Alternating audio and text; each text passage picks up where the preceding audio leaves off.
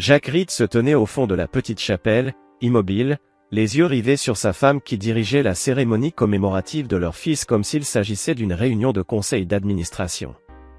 Betty passait d'un petit groupe de proches à un autre avec une efficacité presque mécanique, chaque geste parfaitement calculé. Sa robe noire était impeccable, son maquillage irréprochable, sans une trace de bavure, malgré la lourdeur de l'événement. Aucune fleur. Elle l'avait exigé 3 jours plus tôt, Milo n'aurait pas voulu de tout ce tapage. Les poings de Jacques se crispèrent lentement le long de son corps. Milo adorait les fleurs. Surtout les pissenlits. Chaque printemps, le petit garçon courait dans le jardin pour en cueillir des brassées ébouriffées, les offrant fièrement à Jacques, ses dents de lait manquantes révélant un sourire désarmant. Jacques se souvenait de chacun de ces instants, figés dans le temps. Soudain, Betty apparut à ses côtés. Sa voix, basse et contrôlée. Le service commence.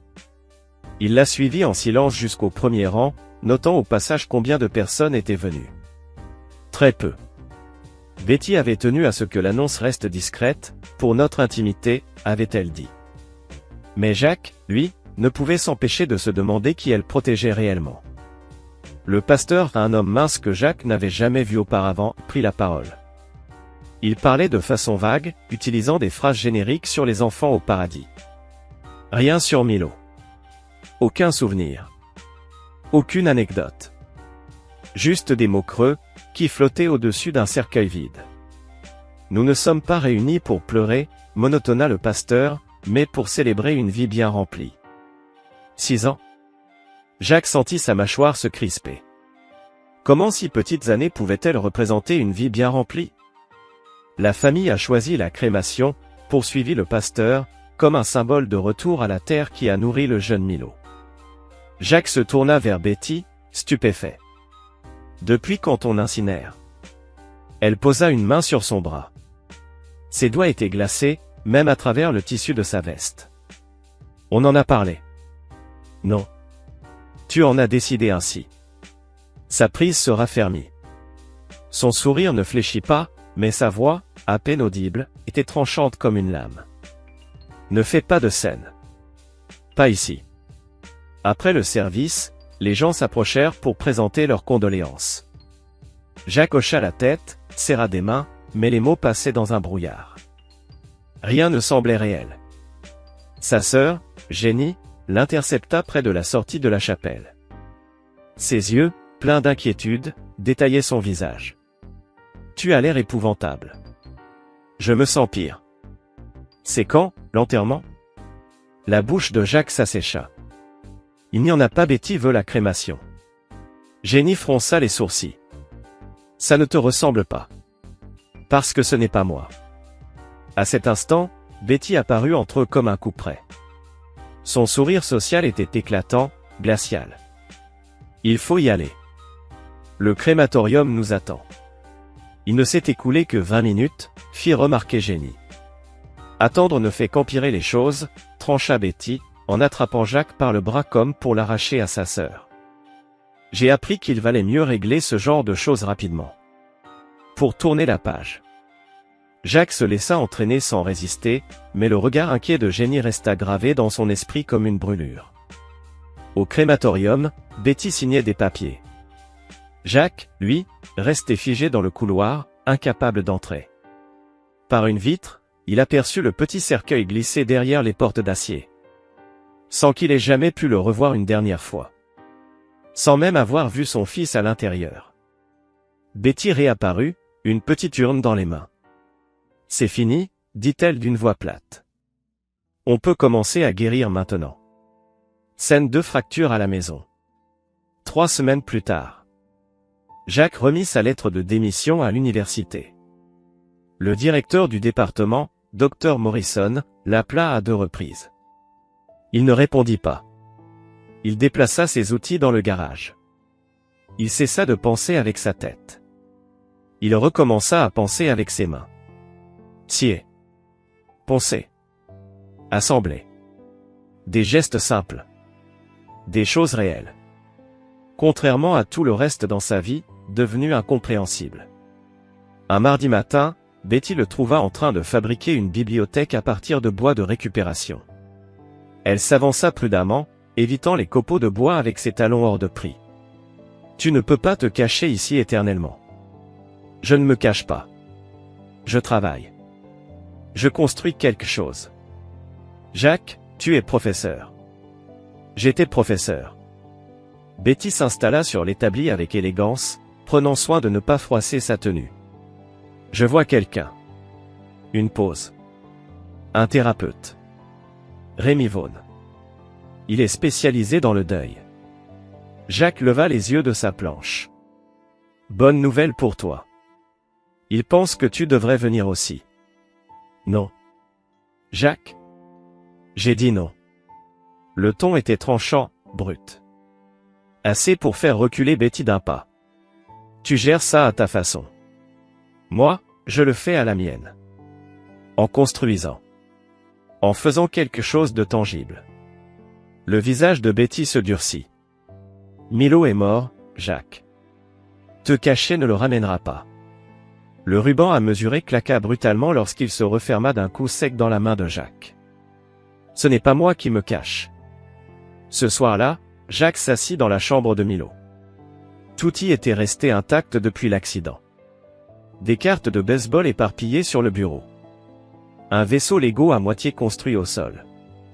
Et cette odeur familière, mêlée de feutre à la senteur de raisin et de sueur de petit garçon. Toujours là. Betty apparut dans l'encadrement de la porte. « On devrait ranger tout ça. »« Non, Betty. Ce n'est pas ça, Jacques. Tu dois. » Il se retourna vers elle et... quelque chose dans son expression le fit reculer d'un pas. « Ne me parle pas de ce qui est sain, dit-il. Tu as fait incinérer notre fils avant même que je puisse lui dire adieu. Tu as organisé sa cérémonie commémorative comme si c'était un simple déjeuner d'affaires. Tu vois un thérapeute, mais tu refuses de faire ton deuil. Alors ne viens pas me faire la leçon sur la manière saine de gérer la douleur. » Le masque de calme de Betty se fissura légèrement. « J'essaie d'avancer, murmura-t-elle. »« Avancer ? Avancer à partir de quoi ? Tu n'es jamais revenu en arrière. Tu ne t'es jamais arrêté. Tu n'as même pas pleuré.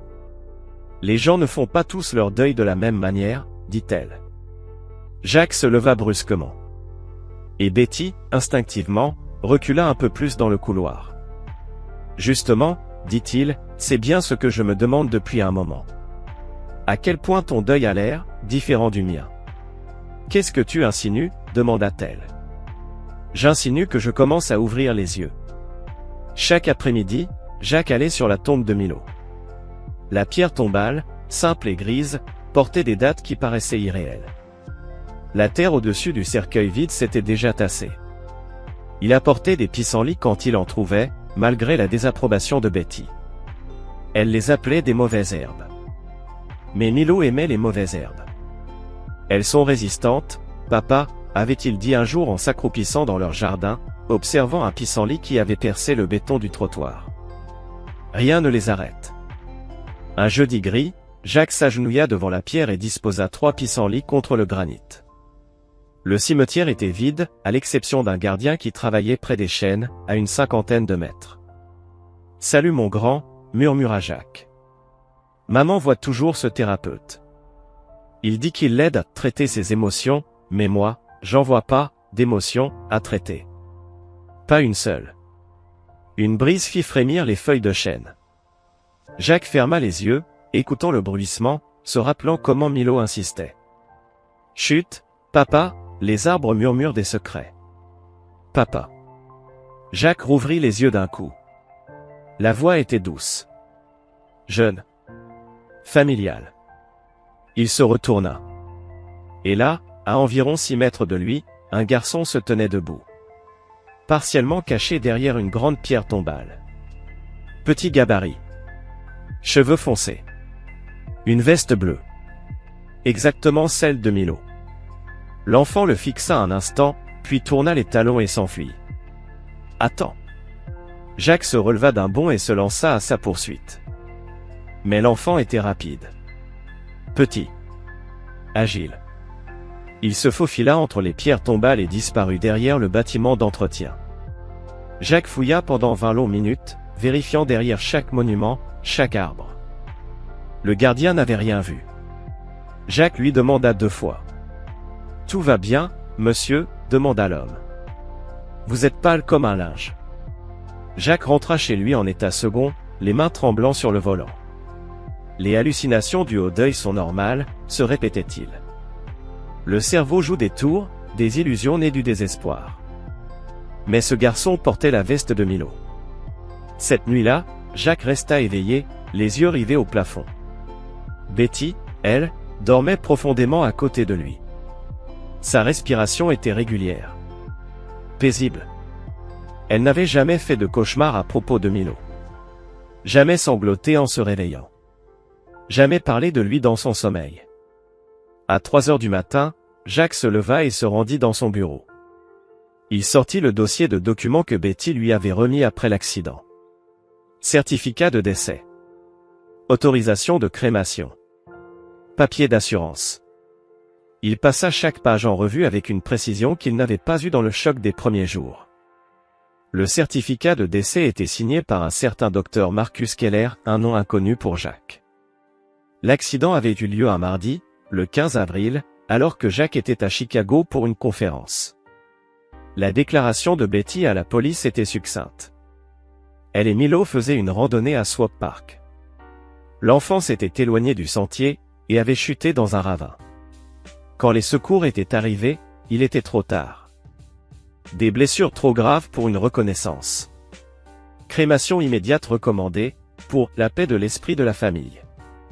Jacques saisit son téléphone et appela le bureau du médecin légiste. Après 3 transferts, quelqu'un accepta de lui parler. « Docteur Keller » dit la femme, perplexe. « Il ne travaille plus ici depuis 2 ans. Il est en cabinet privé maintenant. » « Mais, attendez une seconde. » Jacques sentit son cœur s'emballer. « Monsieur, nous avons bien ce certificat dans notre système, mais il est signalé comme consultation externe. » Le docteur Keller a été appelé en tant que spécialiste. « Spécialiste en quoi ? Je ne peux pas vous en dire plus sans autorisation officielle. Mais, vous devriez peut-être parler au détective de police qui a traité l'affaire. » Jacques raccrocha et contempla les documents éparpillés sur son bureau. Betty avait insisté pour tout gérer pendant que lui était anéanti. Elle avait fait tous les appels. Signé tous les formulaires. Organisé chaque détail. Il n'avait jamais vu le corps de son fils. La pensée le frappa comme une claque. Dans sa peine, il avait laissé Betty prendre en main l'impensable. Mais maintenant, à 3 heures du matin, les questions se bousculaient. Pourquoi une crémation immédiate?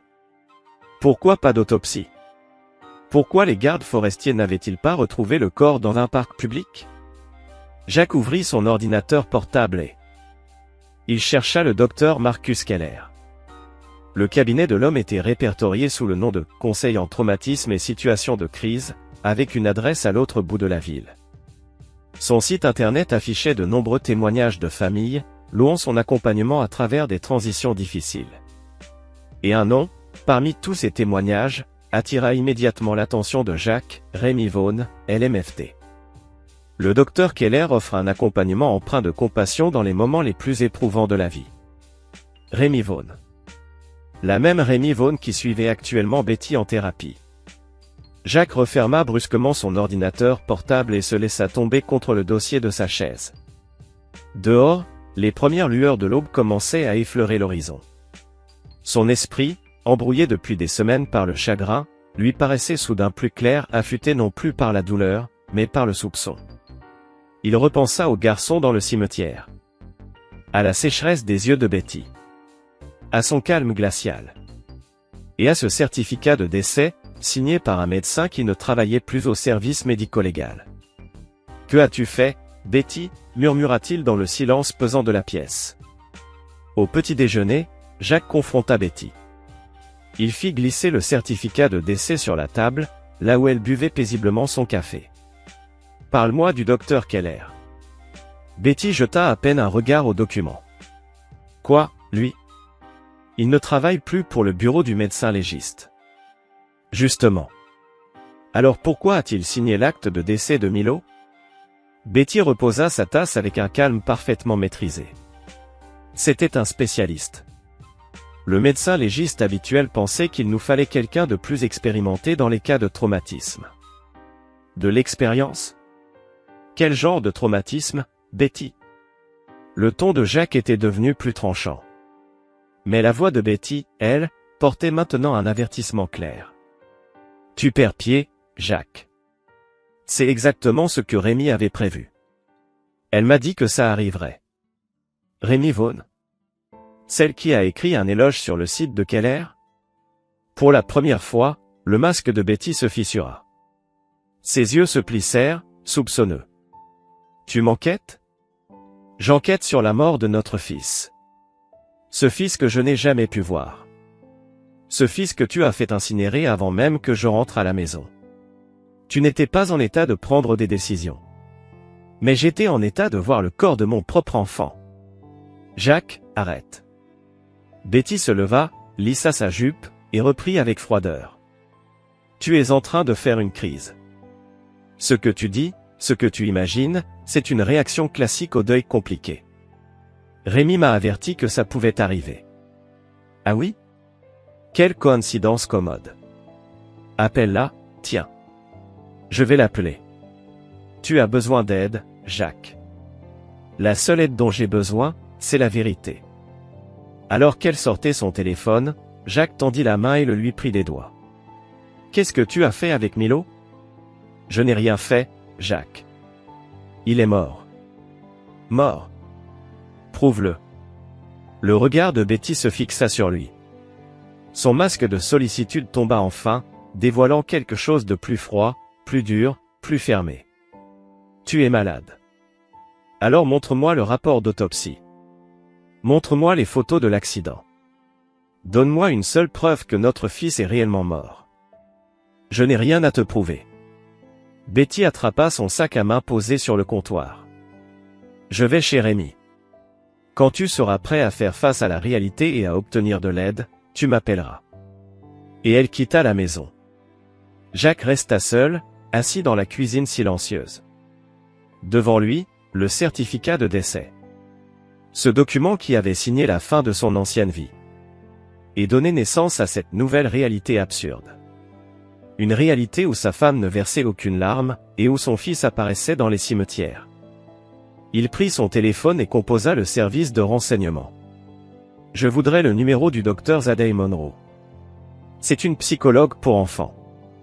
Zadey avait suivi Milo l'année précédente pour de l'anxiété. Rien de grave, juste quelques difficultés d'adaptation, quand Jacques voyageait davantage pour le travail. Mais elle avait été douce avec Milo. Patiente. Et surtout, elle l'avait connu. La réceptionniste du cabinet de Zadey dit qu'elle pouvait lui trouver un créneau en fin d'après-midi. Quand Jacques arriva au cabinet, l'expression de Zadey était à la fois méfiante et compatissante. « J'ai été vraiment désolé d'apprendre ce qui est arrivé à Milo, » dit-elle en s'installant face à lui.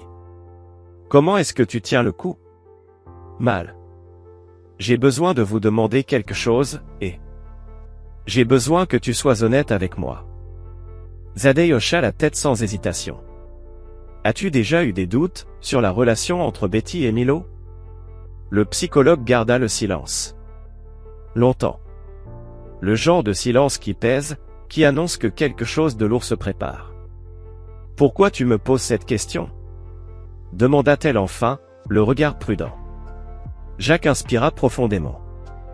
Parce que, je pense que mon fils pourrait être encore en vie. Les sourcils de Zadey se haussèrent brusquement.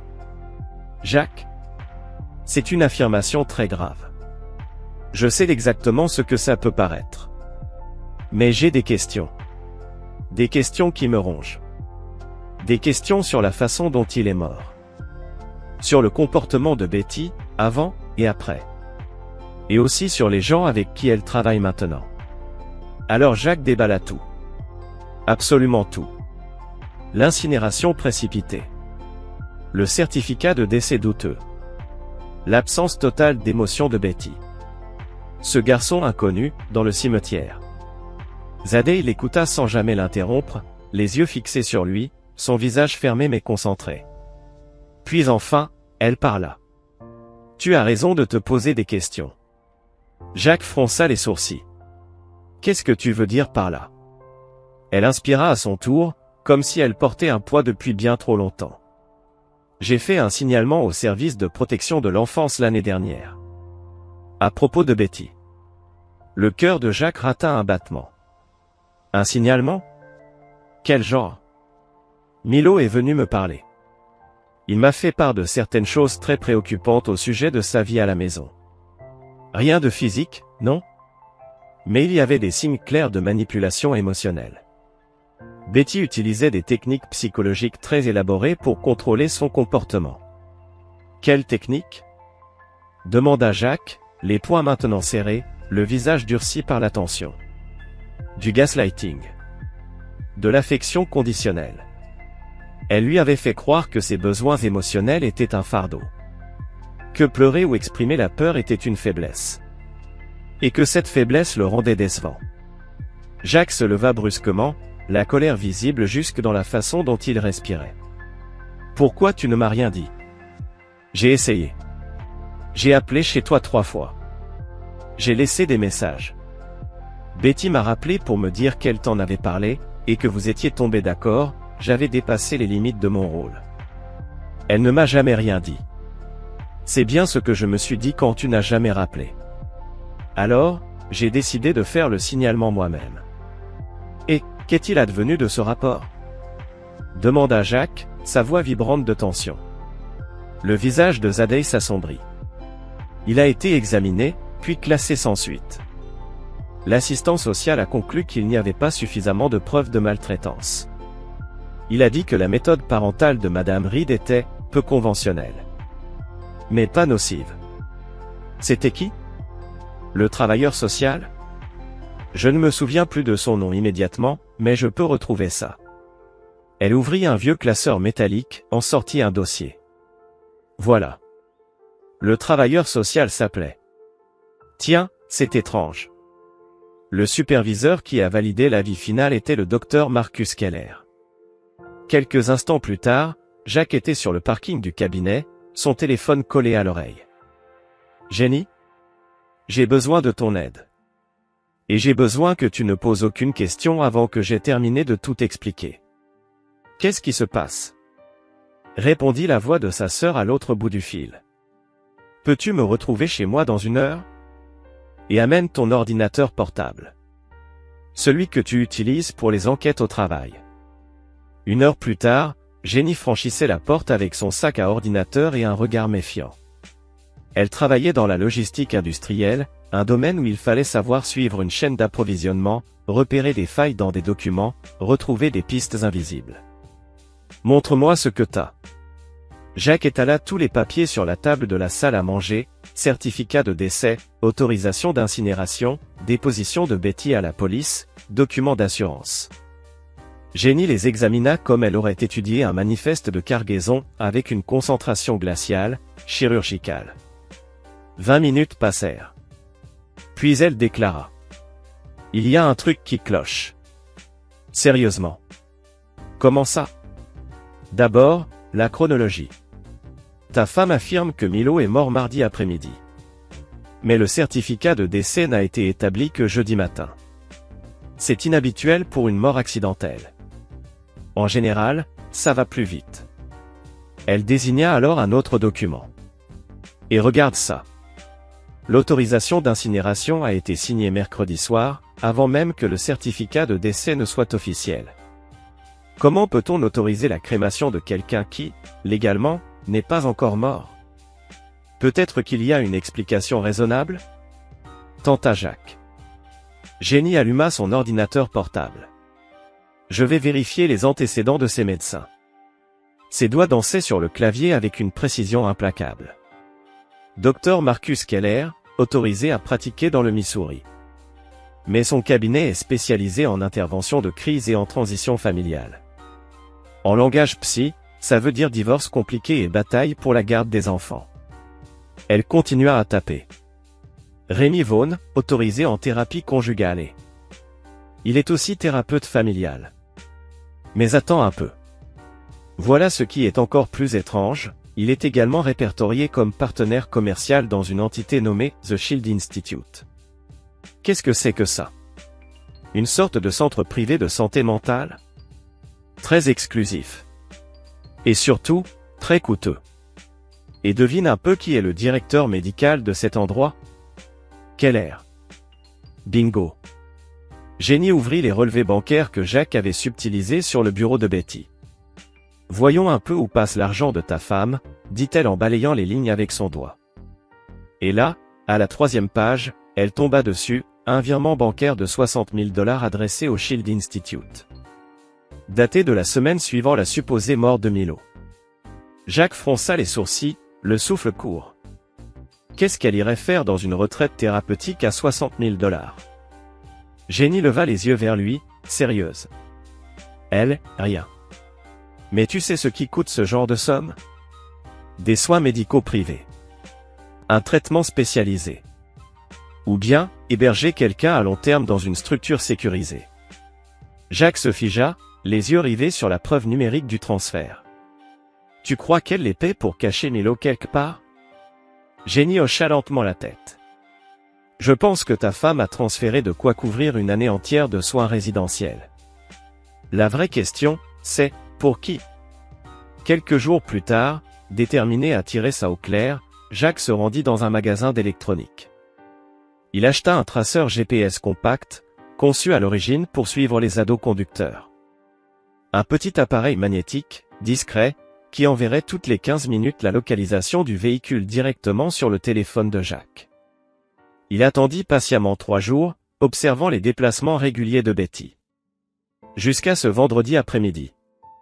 Elle ne se rendit pas au cabinet de Rémi, comme elle le faisait habituellement en centre-ville. Non. Cette fois, elle conduisit 40 minutes vers l'ouest, en direction d'une zone rurale, hors des limites de la ville. Jack la suivit à bonne distance, le regard rivé sur l'écran de son téléphone, où les coordonnées GPS s'actualisaient en temps réel. Finalement, la voiture de Betty s'arrêta à une adresse inconnue, absente de toute carte. Jack passa devant lentement. Un long chemin de gravier s'enfonçait dans les bois épais. Il gara son véhicule à environ 1 kilomètre plus bas, puis s'avança à pied, en longeant les arbres, pour contourner la propriété par l'arrière.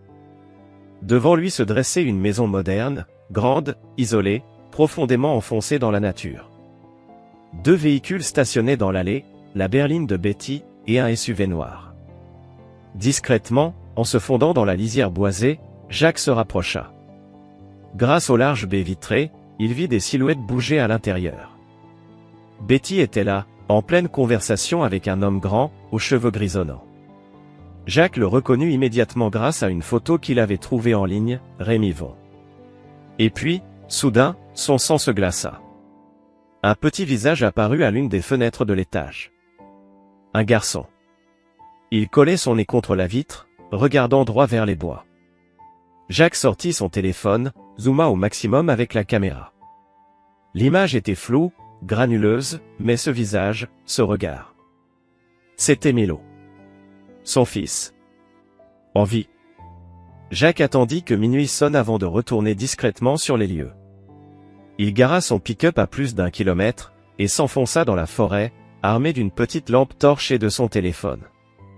La maison était plongée dans l'obscurité, à l'exception de quelques lumières de sécurité autour du périmètre. Il fit le tour en silence, cherchant un point d'entrée. La porte arrière était verrouillée, mais une fenêtre de sous-sol était entr'ouverte, probablement pour l'aération. Jack s'y glissa, tombant silencieusement dans un sous-sol aménagé à l'odeur étrange, un mélange de désinfectant médical et de médicaments. L'endroit avait tout d'un petit centre médical privé, une table d'examen, une armoire à médicaments, des supports pour perfusion, des tableaux muraux affichant des protocoles de dosage pour divers traitements psychiatriques. Les noms des patients avaient été masqués. Mais sur l'un des tableaux, un patient était identifié uniquement par le code M6, recevant chaque jour des doses d'allopéridol et de lorazépam. Milo avait 6 ans. Jack prit des photos de tout. Chaque détail. Chaque preuve. Puis, dans un silence absolu, il grimpa les escaliers menant à l'étage supérieur. Le rez-de-chaussée était froid, aseptisé, presque silencieux. Cuisine, salon, bureau, tout était impeccablement propre, impersonnel, sans âme. Aucune photo de famille. Aucun souvenir. Ce n'était pas une maison, c'était un établissement médical. Il trouva un escalier menant au 2e étage. Il monta lentement, prenant soin de ne pas faire craquer les marches. En haut, un couloir s'étendait, avec plusieurs portes de chaque côté. La plupart étaient fermées. Mais l'une d'elles comportait une petite fenêtre. Jacques s'en approcha et jeta un œil à l'intérieur. Une chambre d'enfant. Un petit lit. Des jouets éparpillés au sol. Des dessins colorés accrochés au mur. Et là, endormi dans le lit, recroquevillé sous une couverture bleue, c'était Milo. Jacques tenta la poignée de la porte. Verrouillée. Mais à travers la lumière tamisée filtrant par les rideaux, il distinguait nettement le visage de son fils. Plus maigre qu'avant, le teint livide, mais incontestablement en vie. « Milo » murmura Jacques à travers la porte. « Milo, c'est papa. » Le garçon bougea légèrement, mais ne se réveilla pas. Jacques comprit alors. Il était sous sédation. Et pas qu'un peu. Un bruit venant du rez-de-chaussée le figea. Des voix. Quelqu'un venait d'entrer dans la maison. On devrait augmenter la dose, dit une voix masculine. Il se souvient encore de trop de choses. Combien de plus, demanda une autre voix. C'était Betty. Encore 5 mg d'aldol. Et on ajoutera des inhibiteurs de mémoire. Le truc expérimental du dernier essai clinique. Ça ne va pas lui faire du mal? Défini, du mal, répondit froidement l'homme. Sa voix était glaciale, clinique. Ça le rendra plus obéissant. Moins susceptible de se souvenir de sa vie d'avant. C'est bien ce qu'on veut, non? Jacques sentit la rage lui brûler la poitrine comme de l'acide. Il sortit son téléphone et lança l'enregistrement. Et Jacques, demanda Betty. Il commence à poser des questions. Qui l'en pose? Qui va le croire? Sa femme dit qu'il fait une dépression nerveuse. Et son fils est légalement mort. Il n'y a pas de corps à exhumer. Aucune preuve à trouver. Il n'est pas idiot. Non. Mais il est en deuil. Et le deuil rend les gens irrationnels. Et s'il devient trop encombrant? Alors, on s'arrangera pour qu'il ait un accident, lui aussi. Jacques en avait assez entendu. Il recula lentement vers les escaliers, mais son pied heurta une latte de plancher mal fixée. Le grincement résonna dans toute la maison silencieuse. « C'était quoi, ça ?» s'écria Betty. « Va voir à l'étage. » Jacques s'élança dans le couloir, dévala les escaliers, traversa la cuisine en courant. Derrière lui, des cris, des bruits de pas précipités. Il atteignit la fenêtre du sous-sol, s'y faufila de justesse. Au moment même où toutes les lumières de la maison s'allumaient en rafale. Mais il y arriva. Il parvint jusqu'à son pick-up, démarra avec les mains tremblantes. Le téléphone bien en main, l'enregistrement sauvegardé. Des preuves. Enfin. Mais c'était plus que ça, la confirmation. Milo était vivant. Drogué. Emprisonné. Par sa propre mère, et son complice. Et Jacques. Jacques était prêt à réduire leur monde en cendres pour récupérer son fils. Le lendemain matin, Jacques montra l'enregistrement à Zadeh et Jenny. Ils écoutèrent, pétrifiés, tandis que les voix de Betty et Rémi révélaient leur plan ignoble, droguer un enfant de 6 ans pour effacer sa mémoire. C'est monstrueux, souffla Zadeh, les yeux grands ouverts quand l'enregistrement prit fin. On doit appeler la police. Avec quoi? Demanda Jacques. Un enregistrement fait en pénétrant illégalement dans une maison? Jacques, murmura doucement Jenny. C'est ton fils, là-dedans. Je sais. Et je vais le sortir de là. Mais je dois le faire correctement. Si je rate mon coup, Betty et son ami disparaîtront avec Milo, et je ne le reverrai jamais. Zadeh était déjà en train de prendre son téléphone. Je connais quelqu'un qui peut nous aider. La détective Lena Harrington. Elle m'a aidé l'année dernière dans une affaire de garde où la mère manipulait le système. Tu crois qu'elle nous écoutera? Elle m'écoutera. Lena est une femme bien. Et elle déteste les prédateurs qui s'en prennent aux enfants. 1 heure plus tard, ils retrouvèrent la détective Harrington dans un café. Petite femme d'une 50aine d'années, l'air épuisé, les mains calleuses, mais les yeux perçants. Elle écouta Jacques raconter son histoire sans l'interrompre, ne posant que quelques questions pour clarifier. « Faites-moi écouter l'enregistrement, dit-elle une fois qu'il eut fini. Jacques lui tendit son téléphone avec les écouteurs. Au fil de l'écoute, le visage de Lena s'assombrit. Quand les voix de Betty et Rémi évoquèrent les dosages et les inhibiteurs de mémoire, elle serra les mâchoires. « Bon Dieu, murmura-t-elle à la fin. Ça me rappelle une autre affaire. Patricia Vance. Une femme qui a simulé la mort de sa fille et s'est enfuie avec elle pour punir son ex-mari. Et qu'est-ce qui s'est passé? Il nous a fallu 2 ans pour retrouver la petite. Elle était tellement médicamentée qu'elle ne se souvenait plus de son père. Elle croyait que sa mère l'avait sauvée d'un foyer violent. Lena lui rendit le téléphone. Elle avait eu de l'aide, elle aussi. Un thérapeute. Même schéma. Fausse mort. Drogue. L'enfant persuadé que sa vie d'avant était un cauchemar. Vous les avez condamnés? Patricia a pris 15 ans. Le thérapeute, 25. Elle se pencha vers Jacques. Mais on a dû les prendre sur le fait. Votre enregistrement est bon, mais pas suffisant pour obtenir un mandat. Il nous faut plus de preuves. Quel genre de preuves? Des preuves que votre fils est bien en vie. Et qu'il est retenu contre sa volonté. Jacques retourna sur la propriété le soir même. Mais cette fois, avec un plan. Il avait acheté un petit ours en peluche. Un jouet banal. Sauf qu'à l'intérieur se trouvait une mini-caméra espion, une nanny cam, dissimulée dans l'œil du jouet. Il attendit que la maison soit plongée dans l'obscurité. Puis il s'approcha à nouveau de la fenêtre du sous-sol. Mais cette fois, il connaissait le chemin. Il atteignit la chambre de Milo sans encombre. Et il trouva la porte ouverte.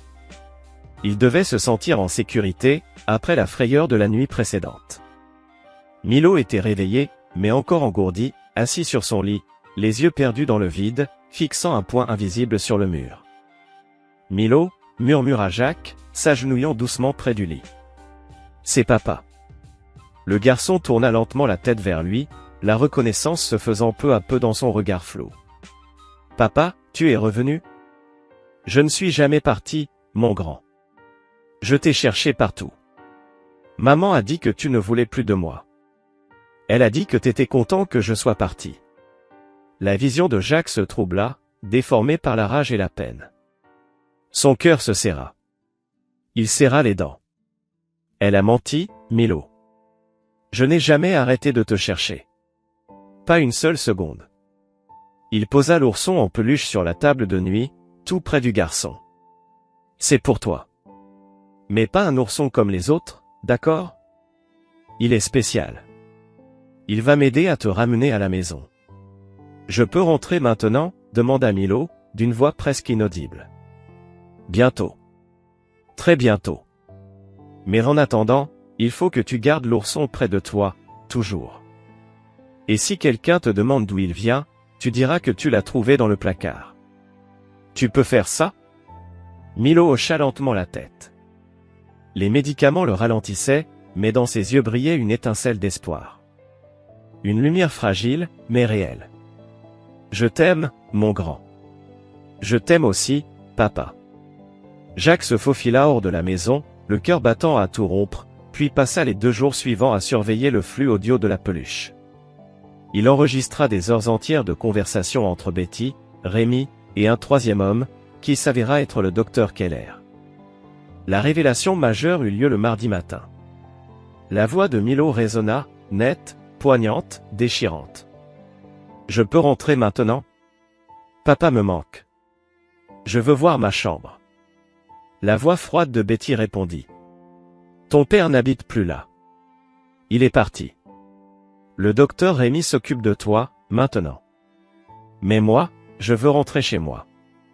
C'est ici, ta maison, maintenant.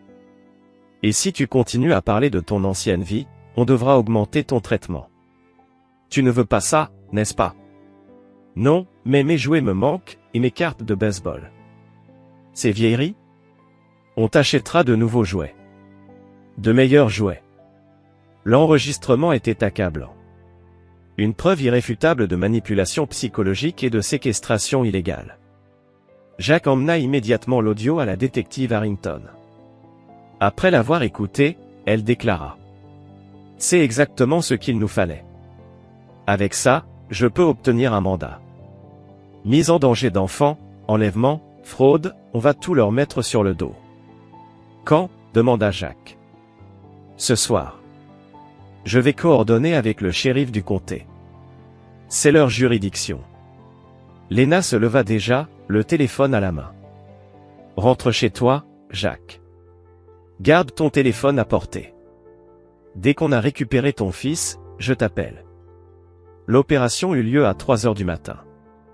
Jack attendait chez lui, faisant les 100 pas dans le salon, vérifiant son téléphone toutes les 30 secondes. Enfin, à 4h17, l'appel arriva.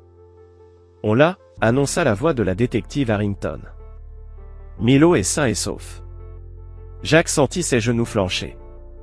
Il tomba dans son fauteuil, incapable de respirer pendant un instant. On l'emmène à l'hôpital pour enfants, pour des examens. Tu peux nous y retrouver. Et Betty? Les autres? Tous en garde à vue. Les 3. Jack prit sa voiture et roula à travers les rues désertes, les mains tremblantes sur le volant. À l'hôpital, dans le service des urgences, il retrouva la détective Harrington, accompagnée d'une infirmière. Chambre 314, 17 dernière. Il est stable, mais sous sédation. Les médecins veulent le garder en observation le temps que les médicaments soient complètement évacués de son organisme. Jack s'engagea dans le couloir aseptisé, ses jambes vacillant sous lui. Par la petite vitre de la porte, il aperçut Milo, allongé dans un lit d'hôpital, petit et pâle sous les néons agressifs. Il poussa doucement la porte. Les yeux de Milo s'ouvrirent lentement à ce son familier. « Papa. Je suis là, mon grand. Je suis juste là. Tu vas me ramener à la maison ?» Jack s'assit au bord du lit et prit la petite main de son fils dans la sienne. « Oui, je te ramène à la maison. » 3 jours plus tard, Milo était plus alerte, mais toujours fragile. Les médecins l'avaient progressivement sevré des médicaments psychiatriques, et sa vraie personnalité commençait à réémerger, doucement mais sûrement. Sa mémoire revenait par morceaux, comme des éclats de verre réapparaissant dans une eau trouble. « Ils m'ont dit que t'étais mort », dit Milo un après-midi, tandis que Jack était assis à ses côtés. « Maman a dit qu'il y avait eu un accident, et que t'étais allé au paradis. » La main de Jack se resserra autour de celle de son fils. « Quoi d'autre? Qu'est-ce qu'ils t'ont dit? » Que j'étais malade, que mon cerveau marchait pas bien, et que j'avais besoin de médicaments pour le réparer. Et tu les as crus? Milo resta silencieux un moment. Parfois. Les médicaments rendaient tout flou, comme un rêve éveillé. Mais je me souvenais encore de choses. Comme quand on avait construit une cabane dans le jardin. Et toi, tu m'apprenais à faire mes lacets. Et les pancakes, le samedi matin. C'étaient de vrais souvenirs, mon grand. Tous autant qu'ils étaient. Pourquoi maman mentait? Jack redoutait cette question depuis longtemps. Mais il s'était juré de toujours dire la vérité à Milo. Parce qu'elle est malade. Pas le genre de maladie que les médicaments peuvent soigner. Une autre maladie. Celle qui pousse les gens à faire du mal aux autres. Elle va aller en prison? Oui. Bien, répondit Milo avec une fermeté saisissante. Elle me faisait peur. Et elle m'a fait oublier. La docteure Sarah Chin, pédopsychiatre supervisant le processus de rétablissement de Milo, prit Jack à part après les heures de visite. Il est résilient, dit-elle doucement. Les enfants le sont souvent. Mais il aura besoin d'un suivi thérapeutique à long terme pour traiter ce traumatisme. Ce qu'il a vécu, poursuivit-elle, c'est une forme de torture. Une manipulation psychologique systématique, associée à une sédation chimique. Il va s'en remettre complètement? Je le crois, oui. Mais cela prendra du temps. Et il lui faudra de la stabilité. Plus de bouleversements. Plus d'incertitudes. Il les aura. Je te le promets, répondit Jacques avec une détermination calme. Betty fut arrêtée la première. Dans le bureau de Rémi, lors de ce qu'elle croyait être une simple séance de thérapie. Le détective Harrington avait coordonné l'intervention avec le procureur du comté. Les charges, mise en danger d'enfants, fraude, conspiration pour enlèvement. Jacques n'était pas présent lors de l'arrestation. Mais Harrington lui raconta plus tard. Elle a tout nié au début, dit Lena.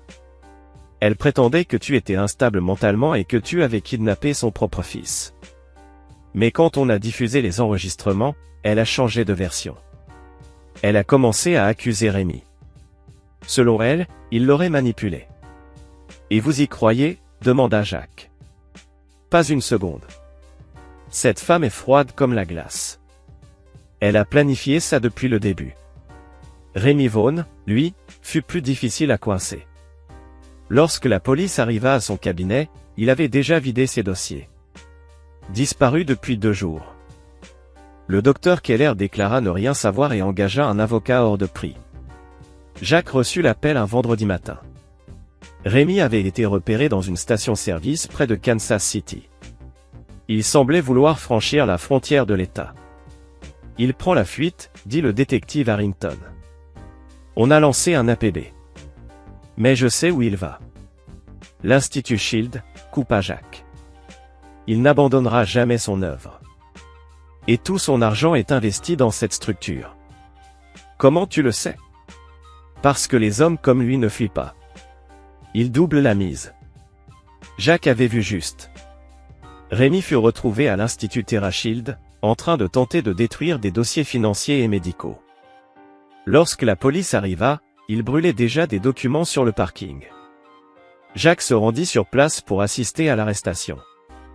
Il resta de l'autre côté de la rue, immobile, tandis que les agents menottaient Rémi et le menaient vers la voiture de patrouille.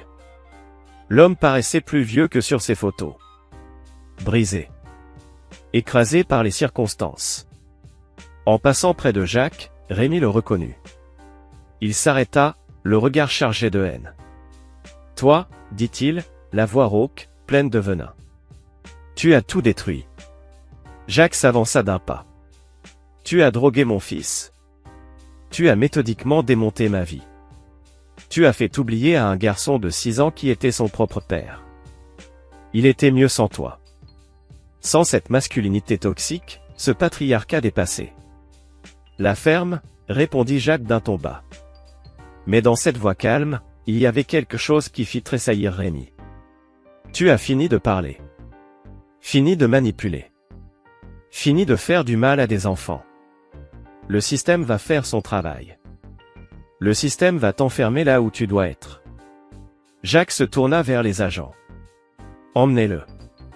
Alors que la voiture de patrouille s'éloignait sur la route, Jacques ne ressentit aucune satisfaction. La justice n'était pas censée laisser ce goût de vide. Mais peut-être que c'était justement ça, la vraie justice, l'absence d'injustice. Pas un grand soulagement cathartique. Juste, un rééquilibrage. Le procès commença 6 mois plus tard. La procureure, Angela Rodriguez, une femme vive et redoutablement méthodique, avait construit un dossier irréfutable, enregistrements audio, preuves médicales, documents financiers. Betty témoigna pour sa propre défense. Vêtue d'une robe bleue sobre, affichant une expression d'innocence blessée, elle se présenta comme une victime de Rémi. Une mère en deuil, persuadée que simuler la mort de son fils était, dans son intérêt. Madame Reed, dit la procureure lors du contre-interrogatoire, vous avez transféré 60 000 $ à l'établissement du Dr Vaughn. Était-ce pour votre propre thérapie? C'était pour les soins de Milo, répondit-elle. Les soins d'un enfant censé être mort? Des soins spécialisés, n'est-ce pas? Rémi disait que Milo souffrait de troubles psychologiques graves nécessitant un traitement intensif. Des troubles qui, selon lui, exigeaient d'effacer la mémoire de son père. La façade de Betty se fissura légèrement. Jacques était instable, bredouilla-t-elle. Milo avait peur de lui. La procureure lança alors l'enregistrement de Betty et Rémi, discutant des dosages de médicaments. « Est-ce que ça, demanda-t-elle, ça ressemble à une mère préoccupée par le bien-être de son fils ?» Betty resta muette. Jacques témoigna le 3e jour. Il parla avec calme et clarté. Et il racontait les faits, avec une précision méthodique. Il décrivait sa quête de vérité, et la découverte bouleversante que son fils était en vie. Le jury écoutait, suspendu à ses lèvres, captivé par chaque mot. Monsieur Reed, lança l'avocat de Betty lors du contre-interrogatoire, n'est-il pas vrai que vous êtes entré par effraction sur une propriété privée pour obtenir ces enregistrements? Oui. Et n'est-il pas vrai que vous n'avez aucune formation officielle en psychologie infantile ni en thérapie familiale? C'est exact. Alors, comment pouvez-vous affirmer avec certitude que votre femme n'agissait pas dans l'intérêt de votre fils? Jacques tourna lentement la tête vers Betty, assise à la table des accusés, les yeux baissés, incapable de soutenir son regard. Parce qu'elle m'a regardé dans les yeux, et elle m'a dit que mon fils était mort. Elle m'a laissé pleurer un enfant qui vivait, à seulement 50 mètres de moi. Elle m'a laissé me tourmenter, me haïr, me blâmer, pour ne pas avoir été là quand il avait besoin de moi. Elle m'a laissé croire que j'avais échoué en tant que père. Sa voix ne s'éleva jamais. Mais elle portait en elle le poids écrasant d'une conviction inébranlable.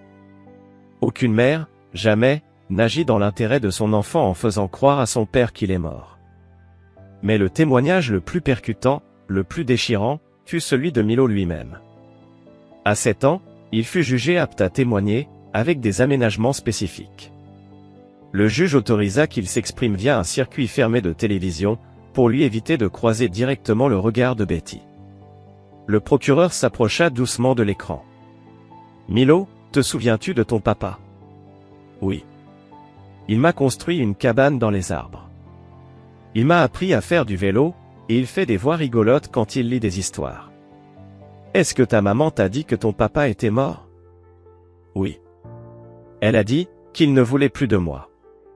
Parce que j'étais trop difficile. » « Tu l'as cru? » « Parfois. Mais je me souvenais des choses bien, comme les pancakes du samedi matin. Et jouer à la balle dans le jardin. Et comment il vérifiait s'il y avait des monstres sous mon lit? Et, y avait-il des monstres sous ton lit? Non. Mais papa vérifiait quand même. Juste pour être sûr. Plusieurs jurés essuyaient leurs larmes quand Milo termina son témoignage. Betty fut reconnue coupable de tous les chefs d'accusation. Elle écopa de 15 ans de prison. Rémi, lui, fut condamné à 25 ans. Quant au docteur Keller, qui avait collaboré avec les procureurs, il reçut une peine de 5 ans de probation, et perdit définitivement sa licence médicale. Après le procès, Jacques retrouva le détective Harrington dans un petit café près du palais de justice. « Il faut que je vous dise quelque chose, dit-il. Je vous écoute. J'ai acheté The Shield Institute. » Lena manqua de s'étouffer avec son café. « Vous avez quoi? » Quand Rémi a été arrêté, le centre a fait faillite. J'ai fait une offre, par l'intermédiaire d'un avocat. Paiement comptant. Avec quel argent? Le règlement d'assurance, pour la mort de Milo. Apparemment, simuler la mort de son enfant, puis le retrouver vivant, c'est juridiquement complexe. La compagnie d'assurance a préféré régler à l'amiable. 2 millions de dollars. Pour éviter le scandale médiatique. Donc, vous avez racheté l'endroit même où ils ont enfermé votre fils comme un prisonnier. Oui. Et je suis en train de le transformer. Jacques sortit un dossier et le posa sur la table. Sur la couverture, on lisait. La Fondation Milo, centre résidentiel de traitement pour enfants victimes d'abus psychologiques et de manipulation émotionnelle. Lena feuilleta les papiers, les yeux écarquillés. C'est brillant. Rémi a mis 15 ans à construire sa réputation, à accumuler des ressources, à perfectionner ses techniques pour manipuler les familles vulnérables. Et maintenant, tout ça, tout ce savoir, tout cet argent, tout ce système, appartient aux enfants qu'il a tenté de briser. Justice poétique, souffla-t-elle. Non. Juste, justice. La poésie, c'est juste un bonus. 6 mois après la condamnation, Jacques reçut une lettre de Betty, envoyée depuis la prison. Elle avait été transmise via son avocat, Betty n'ayant pas le droit de le contacter directement. Mais il reconnut tout de suite son écriture sur l'enveloppe. Une calligraphie parfaite. Impeccable. Comme tout ce qui composait son image publique. Il ne l'ouvrit pas immédiatement. Il la posa sur le plan de travail de la cuisine, et poursuivit sa routine du soir, dîner avec Milo, l'aider pour ses devoirs, lire une histoire au coucher. Toutes ces choses simples, banales, mais précieuses. Toutes ces choses qu'on leur avait volées pendant 6 mois. Une fois que Milo fut endormi, Jacques prit la lettre, s'installa, et lut. Jacques. Je sais que tu ne voudras pas entendre parler de moi, mais je dois t'expliquer. J'étais malade. Pas mentalement, mais spirituellement malade. J'ai perdu ma voix. Et j'ai fait des choix terribles. Qui t'ont blessé? Qui ont blessé Milo? Rémi m'avait convaincu que tu abîmais psychologiquement notre fils, avec ton style parental trop permissif. Il disait, les pères traditionnels fabriquent des hommes faibles. Milo doit être libéré de cette influence masculine toxique pour devenir un adulte sain. Je sais ce que ça sonne aujourd'hui. Mais à l'époque, j'étais persuadé de le sauver. Je croyais que je le protégeais. Je vois clair, maintenant. Je suis suivi. Vraiment. Par un bon thérapeute. Et je comprends que ce que j'ai fait est impardonnable. Mais malgré tout, je demande le pardon. Parce que je vous ai aimés, tous les deux. Même quand je vous faisais du mal. Je vous aimais. Je veux faire partie de la vie de Milo quand je sortirai. Pas en tant que mère, je sais que j'ai perdu ce droit-là, mais en tant que quelqu'un qui se soucie sincèrement de son bien-être. Quelqu'un qui veut réparer les torts. Réfléchissez s'il vous plaît. Pour Milo. Betty. Jacques relut la lettre. Une fois. Puis une deuxième. Puis, sans un mot, il se dirigea lentement vers la cheminée. Il alluma une allumette, la tint au coin de la feuille, et observa. Les mots de Betty, soigneusement tracés d'une écriture parfaite, commencèrent à se tordre, se noircir, se consumer. Ses yeux fixaient les flammes. « Tu n'auras pas ma rage, dit-il calmement, presque avec tendresse. Et tu n'auras pas ma paix non plus. » 2 ans plus tard, Jacques et Milo avaient quitté leur ancienne vie. Ils s'étaient installés dans une petite ville tranquille, en périphérie de Springfield, dans le Missouri. Un nouveau départ. Un nouveau souffle. Jacques avait acheté une maison avec un grand atelier à l'arrière, un espace lumineux où il pouvait continuer à faire ce qu'il aimait, construire des meubles, créer de ses mains. Milo, lui, était inscrit dans une école élémentaire réputée, où aucun enseignant ne connaissait leur passé. Il avait maintenant 9 ans. Grand pour son âge. En pleine santé. Les cauchemars, eux, avaient disparu depuis 6 mois. Il jouait au baseball dans une ligue locale, avait des amis, organisait des soirées pyjama. À tout point de vue, c'était un enfant normal. Mais porteur d'une histoire hors du commun. Un après-midi, alors que Jacques travaillait sur une grande table de salle à manger dans son atelier, Milo entra, son sac encore sur le dos. « Papa. Madame Peterson veut savoir si tu peux venir pour la journée des métiers. » Jacques se redressa, curieux. « Tu veux que je parle de mon travail de menuisier ?» demanda-t-il. « Oui. »« Et je pourrais te présenter » répondit Milo avec enthousiasme. Jacques sourit, touché. « Et qu'est-ce que tu dirais ?» Milo réfléchit une seconde. « Je dirais que mon papa construit des choses. Et qu'il n'abandonne jamais quand quelque chose est important. » Ce soir-là, père et fils étaient assis sur le porche à l'arrière de la maison, regardant le soleil descendre lentement derrière les arbres.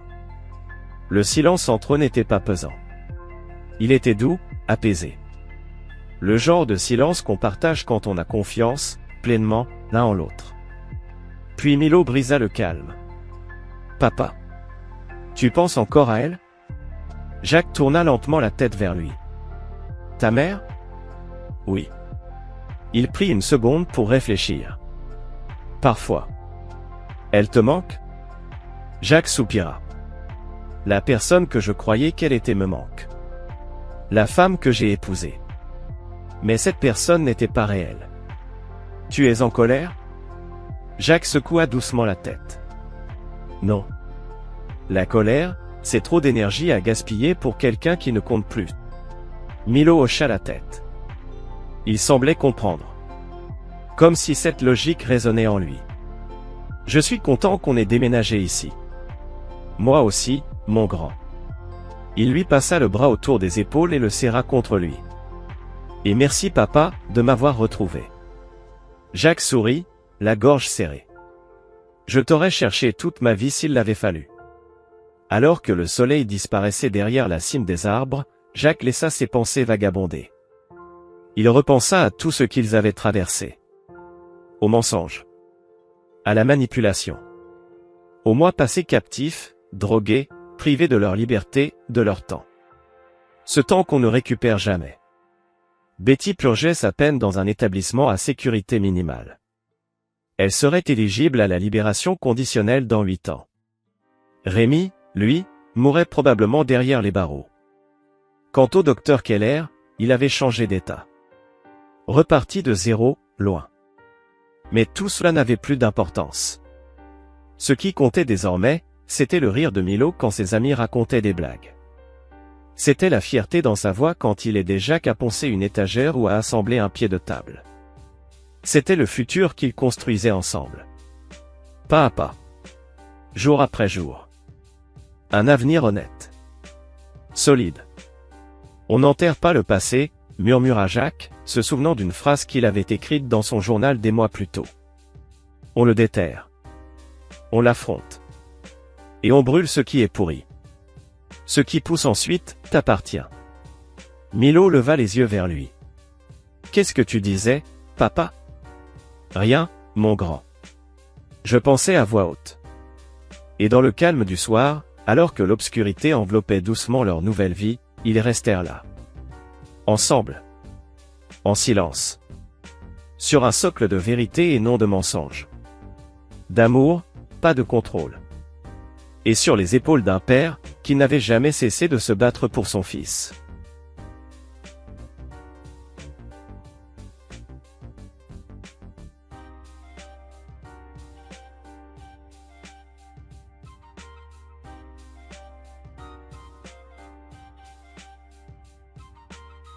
That one is more expensive though. Oh my god, we made it to the surface. Oh my god, I'm immediately getting jumps. Ouch. Okay. So I'm almost certainly way too far away from home to like be able to find my... Hold on, I just need a minute to like get my bearings here. So I would reach the surface and it'd just be nighttime and start instantly getting fucking dogpiled by mobs. That checks right on out. Oh my god, I'm way further than I... Okay. I have 4,000 blocks to travel? Okay, well, we just gotta travel them. 18 creepers, yeah, seems about right. Alright, hopefully this is all ocean and we'll just be... Somebody want to do respawn player? Hey, that'd be big helpful. Somebody does respawn player. I would appreciate that. Otherwise, we just gotta kind of do this for a while. Oh, I took another screenshot. Whoops. Anyways, chat, how's everyone's night going? Everyone's Tuesday night.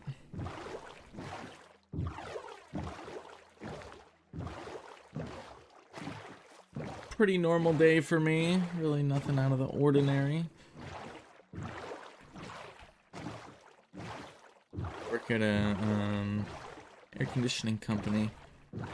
And the majority of the time I'm just at the office, but today they had me doing deliveries almost the whole day.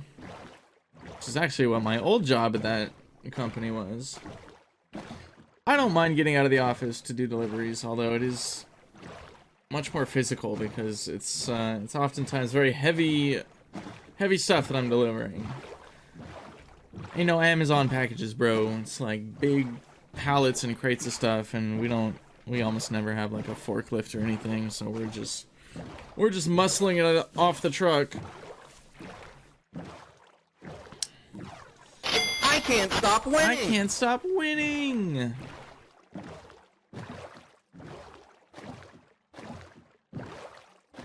All right. Well, we're doing good at staying on the water, keeping it moving in that perspective. But it's still got like 3,000 blocks to go.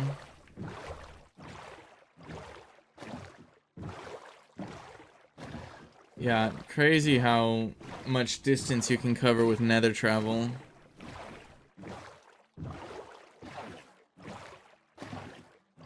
Suppose I should have attempted to get a little closer. But it's alright.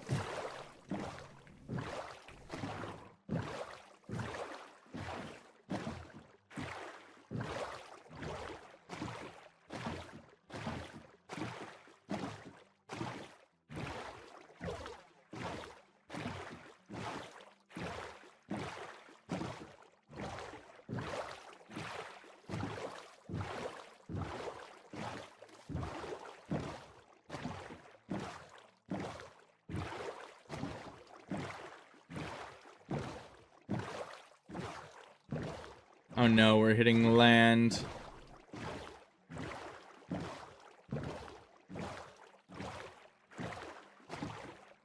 Damn, I did not think it would be 4,000 blocks. That's kind of on me, chat.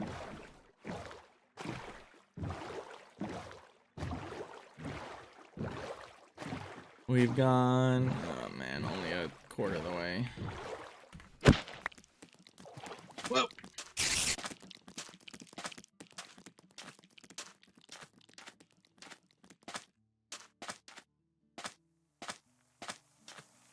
Oh, I can put these back on.